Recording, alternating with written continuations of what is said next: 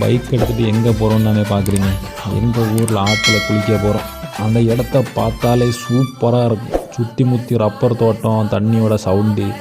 அப்படி தம்பிங்களையும் கூட்டிகிட்டு நேராக குளிக்க வேண்டிய இடத்துக்கு போயாச்சு. குளிக்க வேண்டிய இடத்துல போய் பார்த்தாச்சுன்னா தண்ணியோட கலர் சும்மா ப்ளூ கலரில் கண்ணாடி மாதிரி இருக்கும். அப்படி தம்பிங்களை நேராக பாறைக்கு மேலே ஏற்றி விட்டுட்டு ஆளுக்கோ டைவும் அடிச்சுட்டு நல்லா ஜாலியாக குளிச்சுட்டு வீட்டுக்கு கிளம்பிட்டோம்.